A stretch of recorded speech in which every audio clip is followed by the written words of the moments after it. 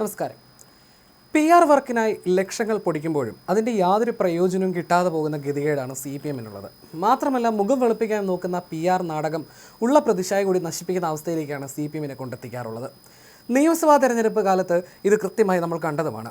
നടത്തിയ PR വർക്കുകളെല്ലാം തന്നെ CPM-ന് പിന്നീട് വലിയ തലവേദനയായി മാറുന്നതാണ് കണ്ടത്. തെരഞ്ഞെടുപ്പ് കഴിഞ്ഞ് പുതിയ സർക്കാരും വന്നെങ്കിലും PR വർക്ക് ബൂമറാങ് ആകുന്ന അവസ്ഥ CPM-ന് മാറിയിട്ടില്ല. അത് തെളിയിക്കുന്നതായിരുന്നു ഇന്നലത്തെ കോന്നി MLA ജനീഷ് കുമാറിൻ്റെയും മുൻ മന്ത്രി മുഹമ്മദ് റിയാസിൻ്റെയും പ്രകടനം. മുൻപൊരിക്കൽ PC വിഷ്ണുനാഥും ഷാഫി പറമ്പിലും ഒരുമിച്ച് UDF സർക്കാരുകളുടെ കാലത്തെ പെൻഷൻ വിതരണത്തെക്കുറിച്ചുള്ള ഇടത് പ്രചാരണങ്ങൾക്ക് മറുപടി നൽകുന്ന ഒരു വീഡിയോ തയ്യാറാക്കിയിരുന്നു. അതിന് അന്ന് വലിയ സ്വീകാര്യത ലഭിച്ചിരുന്നു. ഇതേ മാതൃകയിലായിരുന്നു ജനീഷ് കുമാറും മുഹമ്മദ് റിയാസും ചേർന്നുള്ള വീഡിയോ തയ്യാറാക്കിയത്. VD സതീശനെ പ്രതിരോധിക്കാൻ എന്ന നിലയിലായിരുന്നു ഇത്തരമൊരു PR വീഡിയോ തയ്യാറാക്കിയത്. മുഖ്യമന്ത്രി VD സതീശൻ തയ്യാറാക്കിയ ധവളപത്രത്തിലെ പ്രശ്നങ്ങൾ ചൂണ്ടിക്കാട്ടിയായിരുന്നു വീഡിയോ. എന്നാൽ പതിവ് പോലെ ഇതും CPM-ന് ബൂമറാങ് ആകുന്ന കാഴ്ചയാണ് കണ്ടത്. ഇനി ധവളപത്രം വായിച്ചിട്ട് വരാമെന്ന് പറഞ്ഞു പോയ ജനീഷ് കുമാറിൻ്റെയും റിയാസിൻ്റെയും പൊടി പോലും പിന്നീട് കണ്ടിട്ടില്ല.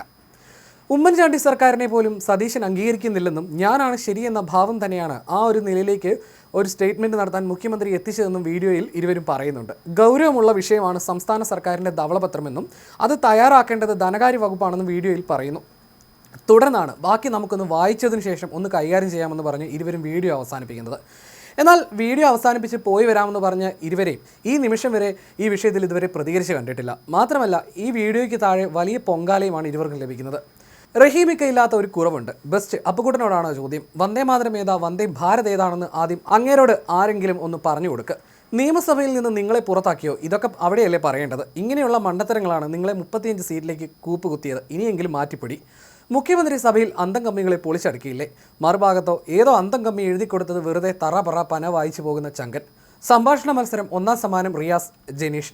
ഇങ്ങനെ കമൻറ്റുകളുടെ പൂരമാണ് ഇരുവരുടെയും വീഡിയോയ്ക്ക് താഴെ. ഈ വീഡിയോയെ പരിഹസിച്ചുകൊണ്ട് രംഗത്തെത്തിയ രാഹുൽ മാങ്കൂട്ടത്തിലെ വിമർശിക്കുക മാത്രമായിരുന്നു ജനീഷ് കുമാർ ചെയ്തത്. അപ്പോഴും ഈ പറഞ്ഞ പോലെ ധവളപത്രത്തെക്കുറിച്ച് ഒരക്ഷരം മിണ്ടിയിട്ടില്ല. ചത്ത് ധവളപത്രം ചത്ത്, ഇങ്ങനെയായിരുന്നു രാഹുലിൻ്റെ വിമർശനം. ഇതിന് കൊന്നതാണ്, കൂടുതൽ പറയിപ്പിക്കരുതെന്നും പറയാൻ മാത്രമേ ജനീഷ് കുമാറിന് സാധിച്ചുള്ളൂ. പിന്നീട് ധവളപത്ര വിഷയത്തിൽ ഒരു വാക്കും അദ്ദേഹം മിണ്ടിയില്ല. ധവളപത്രം സംബന്ധിച്ചുള്ള വിമർശനങ്ങൾക്ക് CPM-ന് കുറുക്കിക്കൊള്ളുന്ന മറുപടിയായിരുന്നു സതീശൻ നിയമസഭയിൽ നൽകിയത്.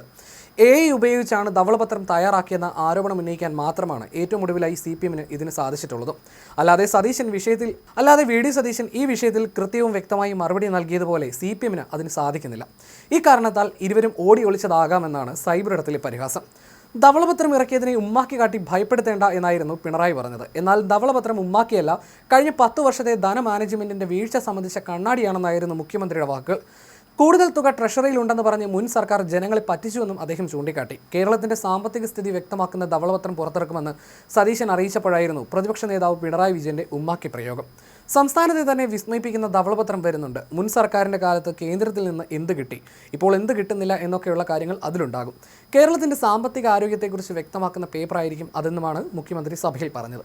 ഇതിന് മറുപടിയായിട്ടായിരുന്നു ധവളപത്രം എന്ന് ഉമ്മാക്കി കാട്ടി വായടപ്പിക്കാൻ നോക്കേണ്ടെന്നും ധവളപത്രം വരട്ടെ അപ്പോൾ കാണാമെന്നും അപ്പോൾ പറയാനുള്ളത് പറയാമെന്നും പിണറായി പ്രതികരിച്ചത്.